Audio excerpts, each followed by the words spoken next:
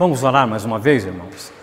Pai querido, neste momento que estamos aqui em comunhão com os nossos irmãos e que vamos abrir a Tua Palavra, para nela nos inspirarmos, para nela buscarmos, Senhor, princípios para a nossa vida cristã. Nós suplicamos que Teu Espírito Santo aqui presente entre nós, nos dê a sabedoria necessária, nos dê a força necessária para aplicarmos esses princípios em nossas vidas. Abençoa-nos com a Tua mensagem, é assim que nós clamamos em nome de Jesus. Amém. Irmãos, hoje nós vamos dar continuidade à exposição bíblica do Evangelho de Mateus, né? E nós vamos hoje concluir o capítulo 14. Essa é a nossa 22ª mensagem em cima do Evangelho de Mateus. E essa é uma característica da exposição bíblica, né? Nós temos a oportunidade de estudar com um pouco mais de profundidade.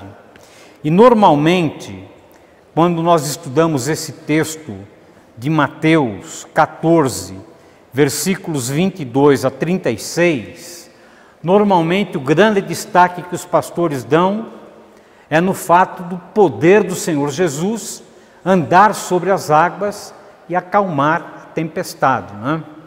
A minha própria Bíblia aqui, que é Almeida, Revista Atualizada, ela traz um subtítulo. O subtítulo não é inspirado. E aqui diz: Jesus anda por sobre o mar. Mas, se a gente estudar com um pouquinho mais de profundidade esse texto, nós vamos extrair outra mensagem. Provavelmente até uma mensagem principal que está ali no meio. Então vamos nessa noite buscar qual é essa mensagem.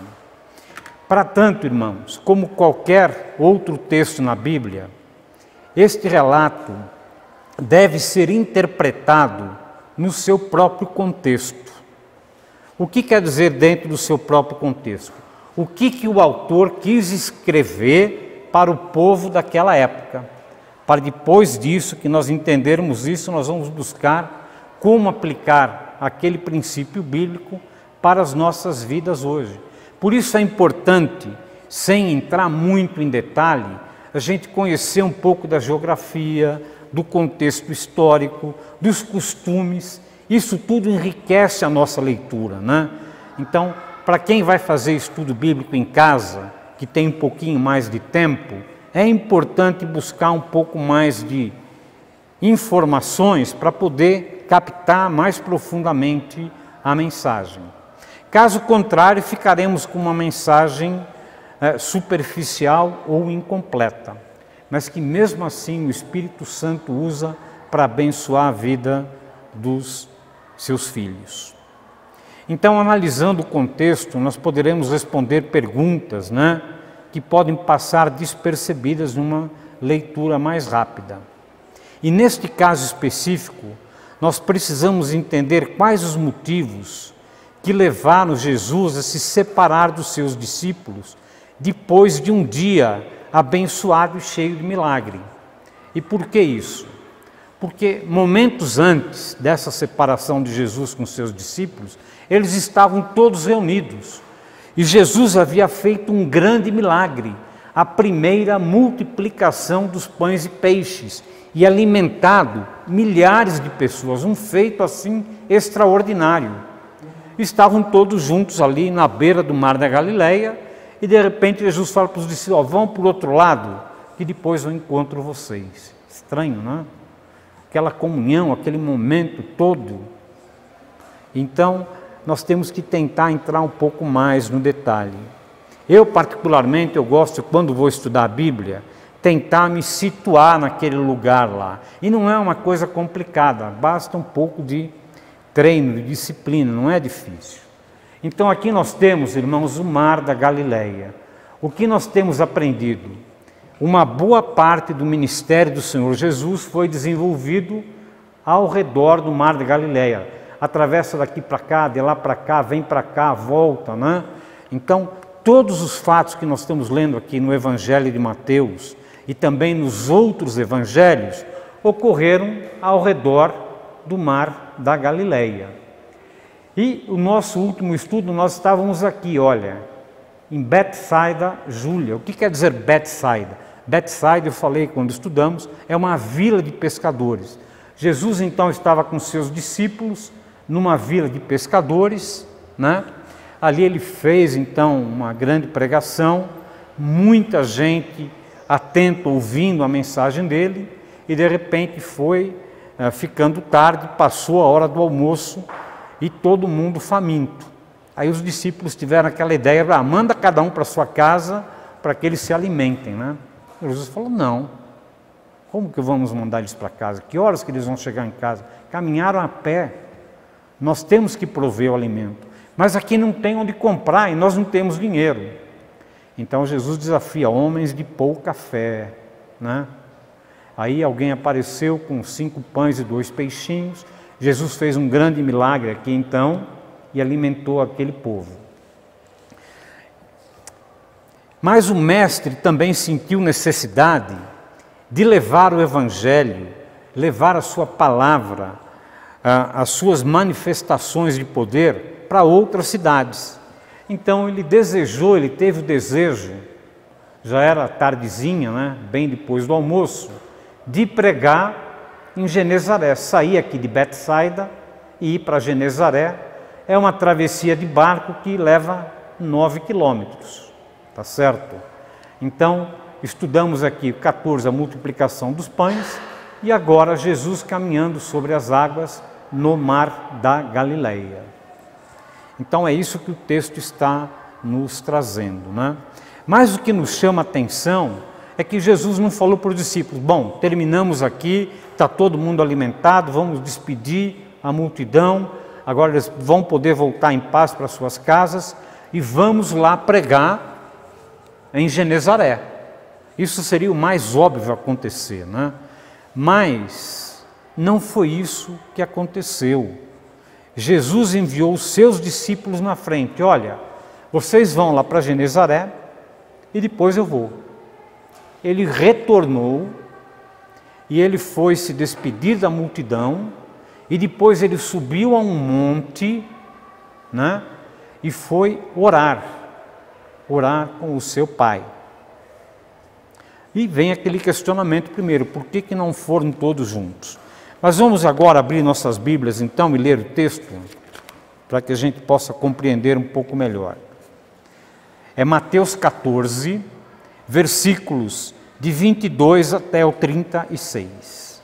Mateus 14, de 22 até o 36.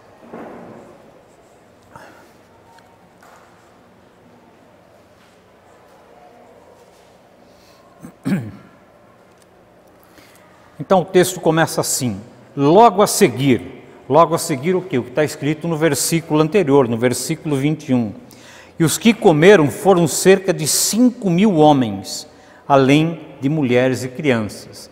Então depois que estavam todos bem alimentados, né, compeliu Jesus os discípulos a embarcarem e passar adiante dele para o outro lado, enquanto ele despedia as multidões. E despedidas as multidões, subiu ao monte a fim de orar sozinho. E caindo a tarde, lá estava ele só. Entretanto, o barco já estava longe, a muitos estádios de terra, né? Açoitado pelas ondas, porque o vento era contrário. Na 4ª vigília da noite, foi Jesus ter com eles, andando por sobre o mar. E os discípulos, ao verem-no andando sobre as águas, ficaram aterrados e exclamaram, é um fantasma! E tomados de medo gritaram. Mas Jesus imediatamente lhes disse, tende bom ânimo, sou eu, não temais. Respondeu-lhe Pedro, se és tu, Senhor, manda-me ir ter contigo por sobre as águas. E ele disse, vem, Pedro. E descendo do barco, andou por sobre as águas e foi a ter com Jesus. Reparando, porém, na força do vento, teve medo. E começando a submergir, gritou, salva-me, Senhor. E prontamente Jesus, estendendo a mão, tomou-o e lhe disse, homem de pequena fé, por que duvidastes? Subindo ambos para o barco, cessou o vento, e os que estavam no barco adoraram, dizendo: verdadeiramente és Filho de Deus. Então, estando no outro lado, chegaram à terra de Genezaré. Reconhecendo, os homens daquela terra mandaram avisar a toda a circunvizinhança e trouxeram-lhe todos os enfermos e lhe rogavam que ao menos pudessem tocar na orla de sua veste, e todos os que tocaram ficariam sãos. Então esse é o texto, né? Então nós vimos que os discípulos estavam atravessando, já estavam aqui no meio do lago, aproximadamente 5 quilômetros, e ventava muito. O vento nessa região é muito forte. Os irmãos se lembram daquele hino, né? Que o Senhor acalma a tempestade, é mais ou menos nessa região também. Esse é um outro episódio, porque o vento é muito feroz.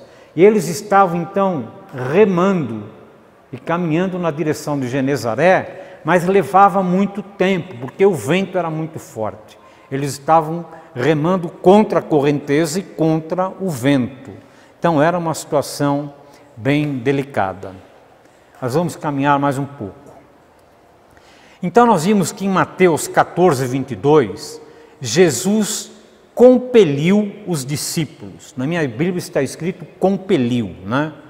Em outras palavras, Jesus os coagiu, Jesus os constrangeu, Jesus os forçou, Jesus impôs que eles fossem para o outro lado sozinhos. É curioso isso, né? Jesus não falou: olha, vão na frente que depois eu vou. Não foi assim, não. Ele compeliu, ele teve que ser duro com os discípulos. Vão que depois eu vou. Então essa é uma primeira interrogação que fica no texto, né?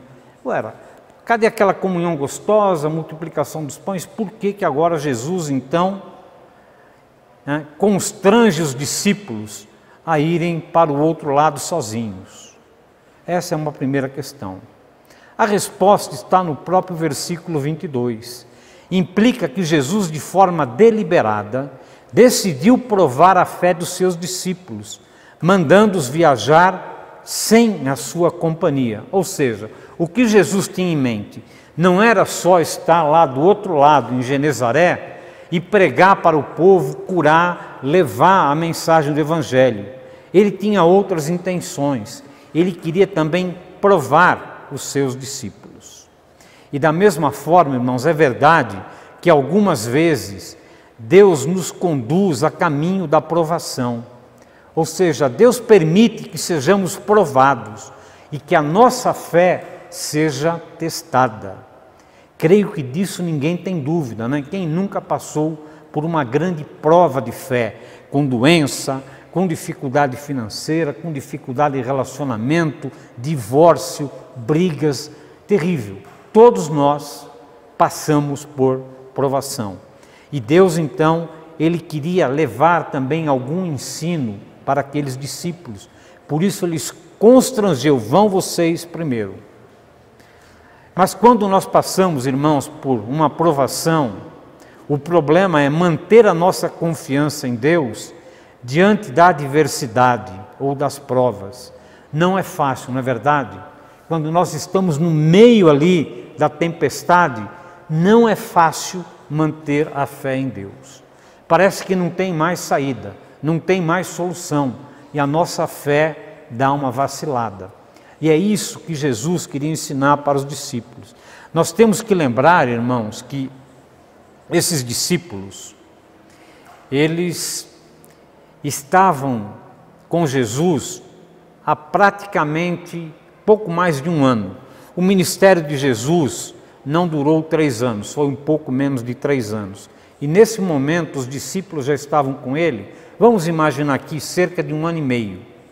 Mas apesar de estarem 1 ano e meio vivendo com Jesus diariamente, presenciando os seus ensinamentos, a sua palavra de salvação, 1 ano e meio vendo manifestações do poder sobrenatural de Deus, esses discípulos ainda não tinham fé suficiente. Por isso a necessidade de que eles fossem provados. Mas voltamos à pergunta: por que Jesus mandou os discípulos irem sozinhos, e ele voltou então para se despedir da multidão. Isso está no versículo 23. Jesus demonstra uma preocupação e o amor para com a multidão. Então ele voltou para o local para despedir aquelas famílias, aquela multidão, né? Ele quis, dar um aperto de mão, um abraço, dizer vá em paz, que o Senhor te abençoe, alguma coisa assim. Será que nós, assim como Jesus, também nos preocupamos com a multidão que ainda não conhece o Evangelho? Jesus deixou os seus discípulos, encaminhou para o outro lado e voltou para dar uma atenção especial àquela multidão. E nós temos a terceira resposta a essa pergunta. Por que é que Jesus mandou os discípulos sozinhos, né? E o versículo 23 nos dá essa resposta, né? E em seguida subiu ao monte para orar. Ou seja, Jesus precisava ter um tempo de comunhão a sós com o Pai através da oração. Será que nós também sentimos essa necessidade de ter um momento a sós com Deus em oração? Quantas questões importantes apenas nesses primeiros 2 versículos, né? Ele impeliu os discípulos, ele deu uma atenção especial para a multidão, ele falou, agora eu vou ter o meu momento a sós com Deus. Subiu ao monte e esteve lá um longo período em oração, não foi uma oração rápida não, foi um longo tempo de oração. Vamos avançar mais uma? Então a primeira grande questão que surge desses 2 versículos, nós que declaramos ser cristãos, como reagimos quando a nossa fé é provada? Segunda questão, será que amamos realmente o nosso próximo e pregamos a ele? Terceiro, como está a nossa vida de oração? São 3 questões simples que surgem nesses primeiros 2 versículos. Mas vamos avançar um pouco mais, irmãos. Mateus então 14, agora versículo 24. Fez-se noite, escureceu e caiu a madrugada. E os discípulos, por mais que esperassem, não avistavam o barco em que Jesus iria se aproximar dele. Lembra-se que eles foram sozinhos, Jesus disse, depois eu vou. Então, qual era a expectativa deles? Bom, Jesus vai lá se despedir da multidão, tal, e em seguida ele vem encontrar a gente. Caiu a noite, porque aquilo era final da tarde, caiu a noite, entrou pela madrugada, eles lá, naquele movimento contra o vento, contra a maré, tentando chegar na outra margem, e ao mesmo tempo apreensivos, procurando pelo Senhor Jesus, e nada do barco do Senhor Jesus aparecer, né? Eles já tinham navegado sob essas condições adversas, perto de 5 quilômetros de distância de onde eles estavam. E agora o vento começa a soprar mais forte ainda, contra a direção do barco. E as ondas começam a ficar maiores. E os discípulos, como os pescadores experientes, estavam acostumados às intempéries. Porém, a força do vento e o mar ameaçavam afundar o barquinho que eles estavam navegando. Naquele momento, no meio do mar da Galileia, eles se sentiram desamparados, na mais profunda solidão humana. Cadê o Senhor Jesus? Cadê o nosso Mestre? Irmãos, geralmente esse é o mesmo sentimento humano que quando Jesus não está no nosso barquinho. E quando eu digo nosso barquinho, é quando nós estamos passando pela grande tempestade, remando um barquinho contra as forças da natureza, né? É uma figura ilustrativa, e nós não vemos Deus por perto, a mão de Deus, o Senhor Jesus, nos suportando, nos orientando, acalmando a tempestade, né? E ficamos apreensivos, né? Quando a gente pensa que Deus se afastou de nós, que Deus nos abandonou à própria sorte, não é verdade? Quem nunca passou por esse tipo de situação? Por que eu estou vivendo isso? Cadê meu Deus? Por quê? Esse questionamento é normal e é o questionamento também dos discípulos. Mas vamos avançar para o versículo 25. A noite era dividida em 4 partes, e as sentinelas que guardavam as cidades, elas observavam essas 4 partes em que a noite era dividida. Então perceba que os discípulos ficaram toda a noite navegando, remando, mas não conseguiam avançar para o outro lado do mar. Certamente eles estavam cansados de lutar contra o vento. E o primeiro aspecto é que a noite tem um significado de aumentar a dificuldade, né? Juntamente com as ondas e o vento. Talvez os apóstolos nem imaginavam a origem desse vento que os impedia de levar o barco para o outro lado. Então era o seguinte, essas 4 divisões da noite. Começava às 6 da tarde e até às 9 da noite, era a primeira vigília da madrugada. Depois das 9 da noite até a meia-noite é a segunda vigília da madrugada. Depois vem a terceira vigília da madrugada, de meia-noite até 3 da manhã. E finalmente a 4ª vigília de madrugada, que ia das 3 da manhã até às 6 da manhã. Então, das 6 às 9, das 9 à meia-noite, da meia-noite às 3 e de 3 até às 6. Está claro isso? Por que isso é importante? Por que o texto nos traz isso? Para que nos dar uma ideia de quanto tempo eles ficaram sozinhos lá navegando no meio do mar da Galileia e Jesus longe deles. Quando Jesus os despediu, não era ainda a primeira vigília da noite, não era 6 da tarde, era antes das 6 da tarde, né? E quando que Jesus, então, começa a ir em direção a eles, depois de ele ter encaminhado eles para o outro lado, depois de ter despedido a multidão, depois de ter ficado um tempo orando no monte. E na 4ª vigília da madrugada, que é entre 3 da manhã e 6 da manhã, né, é que Jesus então vai ao encontro dos seus discípulos. Então podemos até tentar fazer uma conta, que vamos supor que foi das 6 da tarde até as 3 da manhã. Foram, no mínimo, 9 horas que eles ficaram tentando atravessar o mar, remando, e Jesus não ficou com ele. Dá para imaginar essa situação, você no meio do mar da Galileia, remando, aquela tempestade, aquele vento fortíssimo, as ondas querendo engolir o teu barquinho, e você por 9 horas lá, naquela luta, e nada resolve. Cadê o Senhor Jesus que não vem? O que aconteceu? Estamos sós, nós vamos morrer, é o fim, acabou tudo. São os pensamentos que vêm na mente.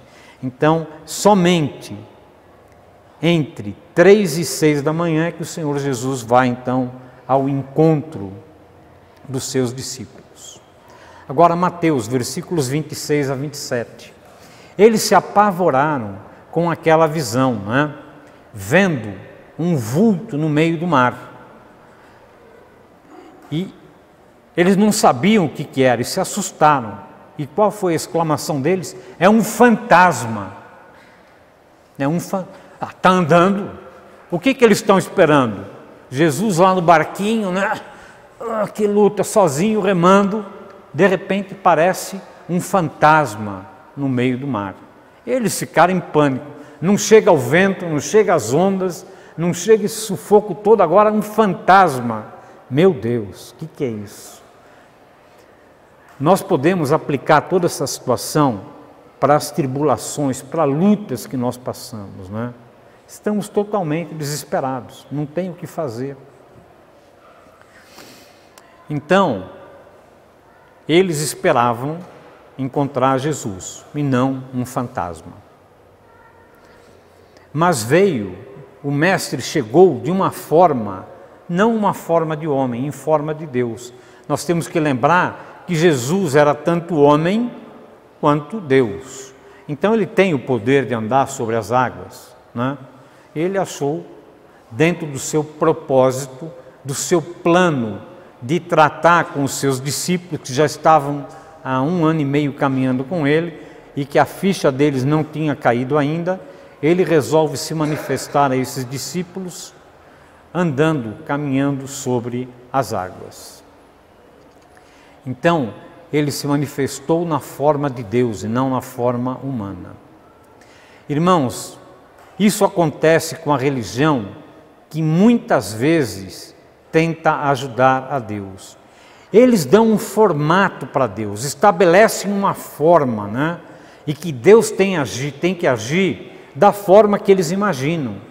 É o caso dos discípulos. O que eles imaginavam?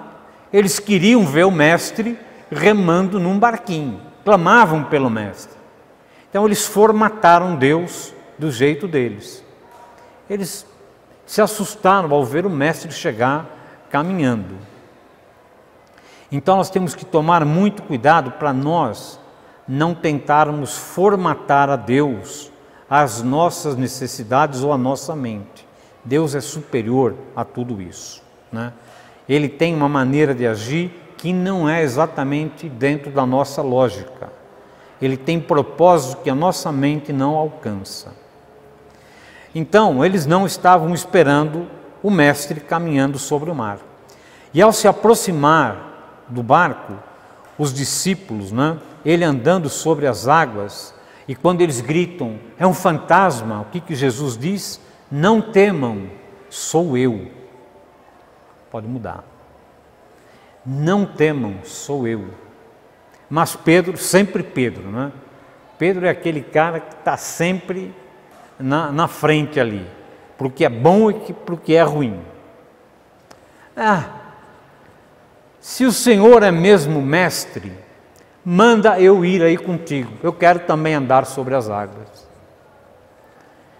Irmãos, de onde tirar forças para vencer mais esse sentimento ruim de duvidar que ali estava o mestre? Pedro duvidou. Se és tu mesmo, eu quero uma prova. Faça com que eu vá encontrar com você caminhando sobre as águas. E nós podemos, quando passarmos por situações dessa, buscar forças. E buscar forças aonde? Na própria história do Senhor Jesus lá na cruz. Na hora mais escura, no pior momento da crucificação, Jesus olha para o céu e diz: Pai, em tuas mãos entrego o meu espírito. Então, quando nós estivermos no meio dessa situação de turbulência, de confusão, de desespero, vamos olhar para cima, olhar para Deus e buscar a orientação de Deus, assim como Jesus fez, em obediência. Pai, em tuas mãos entrego o meu espírito. Pai, em tuas mãos eu entrego essa minha situação. Eu preciso de emprego, eu preciso resolver o meu problema familiar, eu preciso resolver tantas coisas, eu não tenho forças, socorre-me, ajuda-me. Então os discípulos começaram, com uma decepção. Por quê? Jesus mandou eles ir na frente. Depois se sentiram sós. Por quê? Estavam lá remando sozinhos. Agora estão com seus corações endurecidos.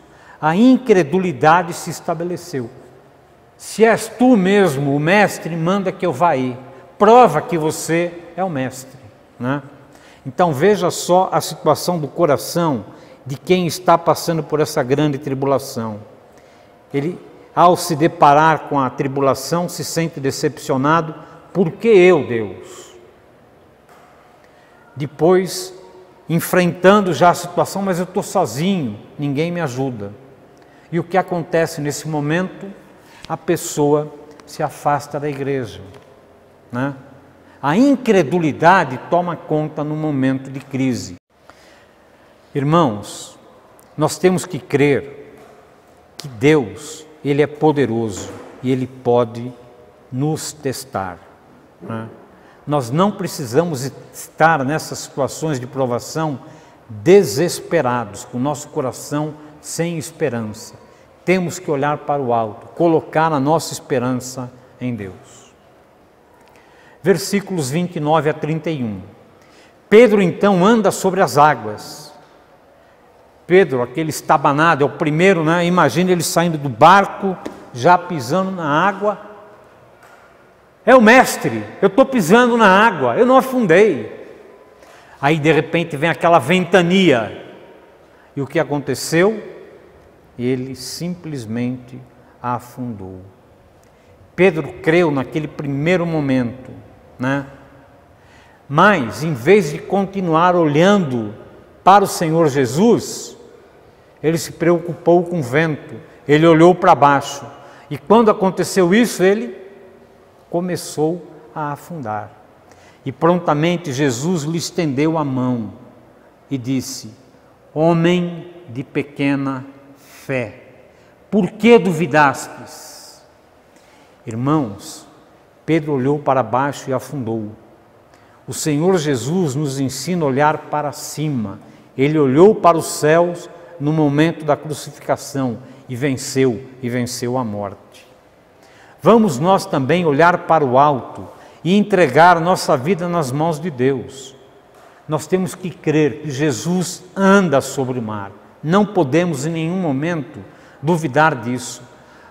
Jesus Cristo, o nosso Deus, Ele é o mesmo, desde lá do mar da Galileia até os nossos dias, né? Se Ele foi lá, socorreu os seus discípulos, Ele poderá nos socorrer no dia de hoje. Então vamos olhar para o alto, vamos olhar para o alto. Se Jesus é nosso exemplo, em vez de cultivarmos um sentimento ruim, de decepção por estarmos sendo provados, vamos entender que Ele quer nos dizer alguma coisa através dessa palavra ou dessa situação de provação. Nós temos que lembrar que uma das promessas do Senhor Jesus nos Evangelhos, qual é? Neste mundo tereis aflições. Essa é a única certeza. Neste mundo tereis aflições. Em nenhum lugar do Evangelho do Senhor Jesus, Ele promete prosperidade, em nenhum momento Ele promete cura física, em nenhum momento Ele promete nada, além da salvação da alma. E Ele deixa bem claro, Ele está falando isso para os seus discípulos. Neste mundo passareis por aflições. Neste mundo passareis por aflições.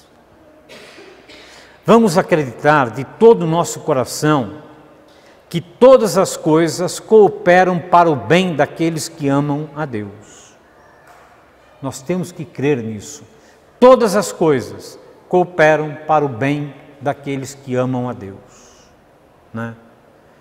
Nada deixa de ter um propósito para a nossa vida. Todas as coisas têm um propósito.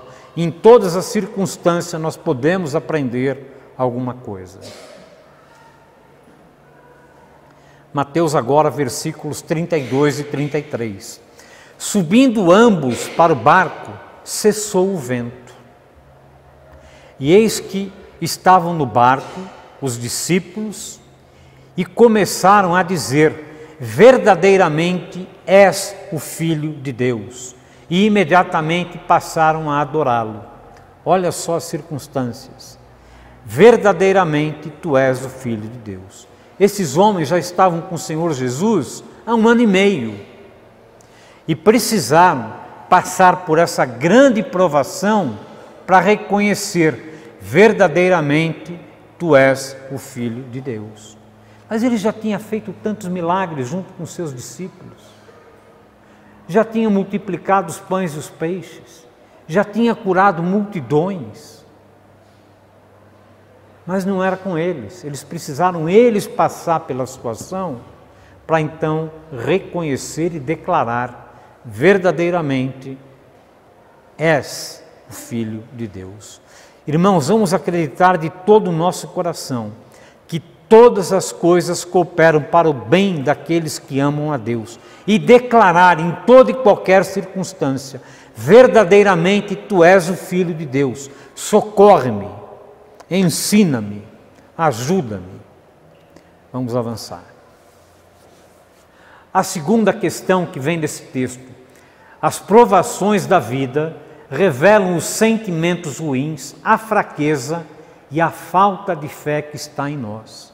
Quando nós passamos por provação, por uma grande provação na nossa vida, não é? Essa é a circunstância. Evidentemente que você sair correndo para pegar o ônibus para ir para o trabalho e perder o ônibus, não é? É uma provação, mas não é uma grande provação. A tua vida não está correndo risco como corria a vida dos discípulos no meio do mar da Galileia, né? Então, seja uma situação pequena, seja uma grande situação, ela sempre provoca em nós sentimentos ruins, sempre nos trazem fraqueza e a falta de fé se revela em toda e qualquer situação. Mas nós temos que olhar para essas adversidades com outros olhos. O que o Senhor quer me ensinar? Pode mudar mais um? Vamos agora para o final do capítulo 14, versículos 34 e 36. Qual foi um dos propósitos do Senhor Jesus sair de Betsaida e ir para Genezaré? Ele queria levar o Evangelho para o povo que estava do outro lado. Ele queria levar o seu poder de cura, de salvação para o povo que estava do outro lado, né?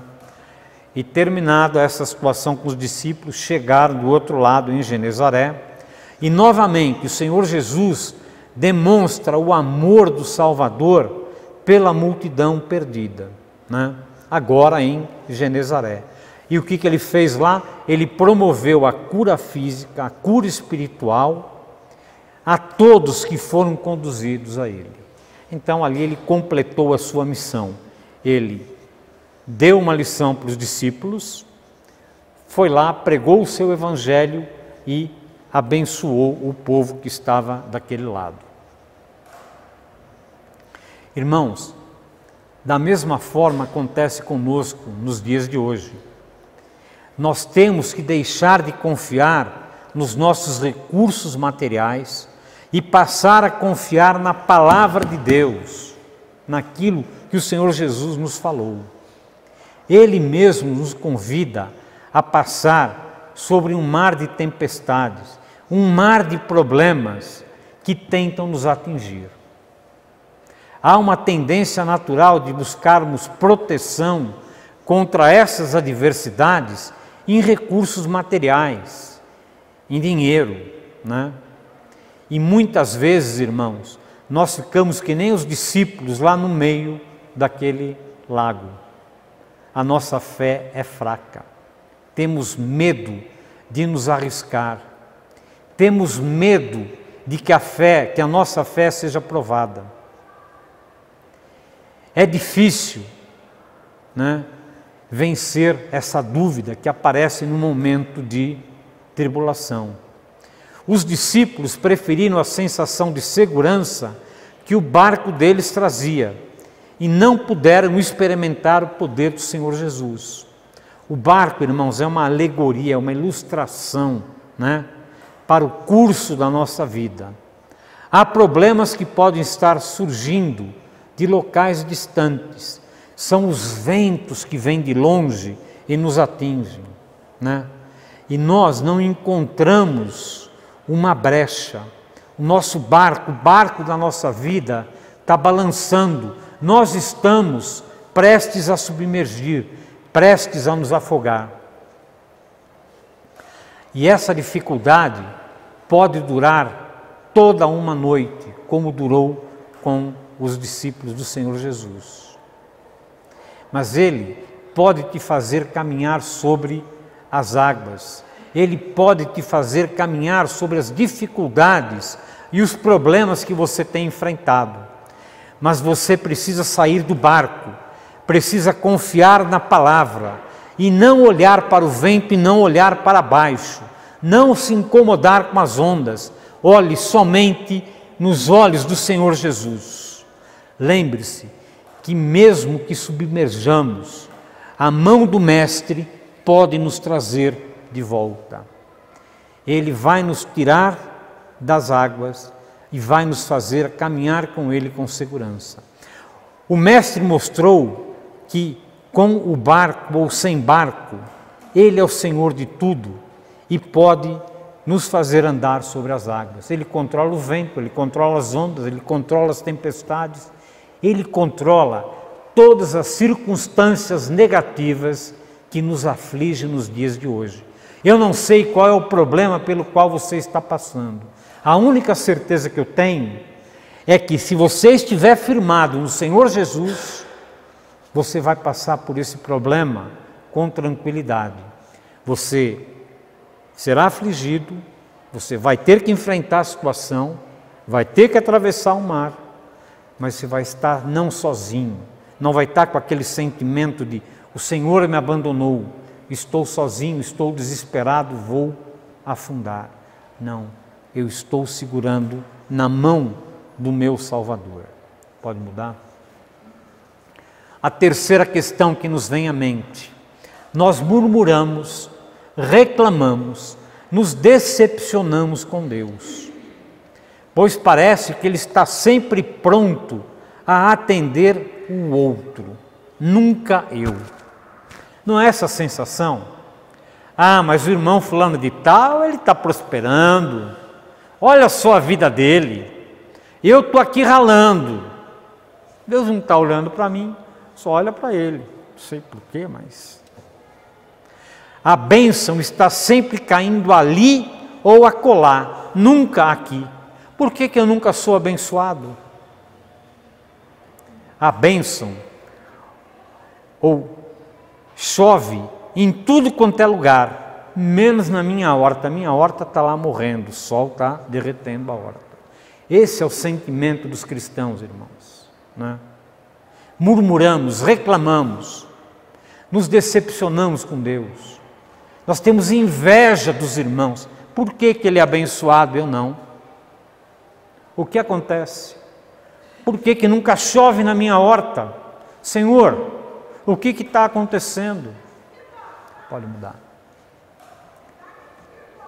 Irmãos, a grande mensagem desse texto que nós lemos nesta noite não é o poder do Senhor Jesus para andar sobre as águas e acalmar a tempestade. Mas o fato mais importante do texto que nós lemos nessa noite é a atitude dos discípulos após a provação pelas quais eles passaram.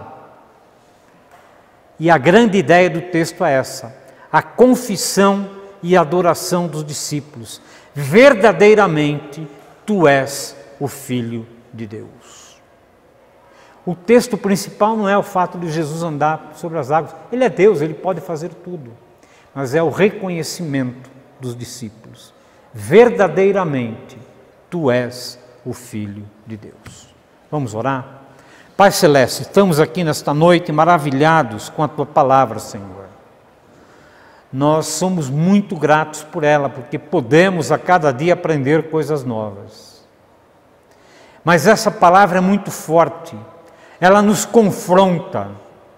Essa palavra revela que nós somos como os discípulos. Estamos caminhando contigo há quantos anos, mas continuando, murmurando, continuamos reclamando, continuamos tendo inveja dos que são abençoados e não nós. Quantas situações, famílias que não podem ter filhos, famílias que o responsável está sem emprego, famílias que vivem em pé de guerra, que não se pode olhar nos olhos um do outro. Mas como pode, Senhor? Todos são salvos. O Senhor quer fazer cada um de nós crescer no meio dessas tribulações. O Senhor tem um propósito para a nossa vida, Senhor. E nós clamamos nesta noite, revela a cada um de nós qual é o Teu propósito para a nossa vida. Eu clamo em nome do Teu Filho amado. Amém.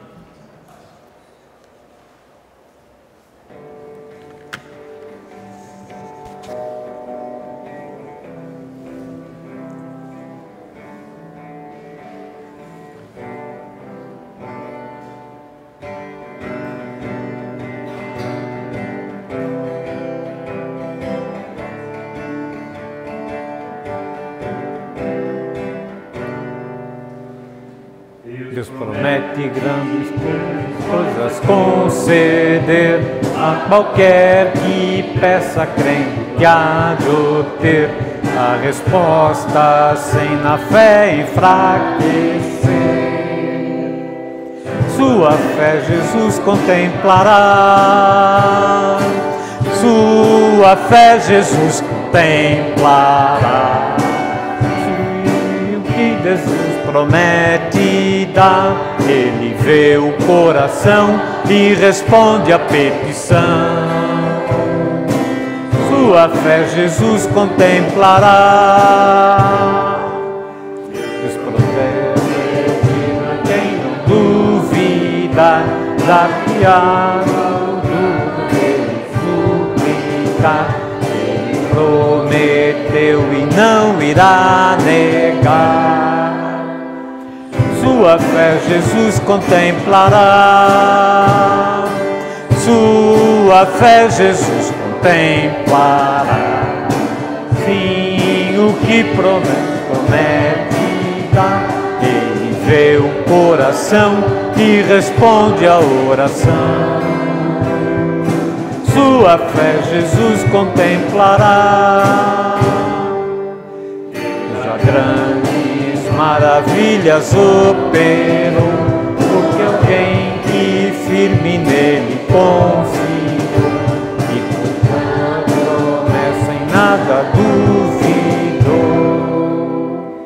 Sua fé contemplará. Sua fé Jesus contemplará. Sim, o que Jesus promete dar, ele vê o coração e responde à petição. Sua fé Jesus contemplará. Se creiamos que Deus nos prometeu, pois jamais desonrará o nome seu. Ele cumprirá promessas que nos deu. Jesus Cristo a fé contemplará. Sua fé Jesus contemplará. Sim, o que Jesus promete dar, ele vê o coração e responde à petição. Sua fé Jesus contemplará. O Senhor te abençoe e te guarde, o Senhor faça resplandecer o rosto sobre ti e tenha misericórdia de ti. O Senhor sobre ti levante o rosto e te dê a paz. Amém.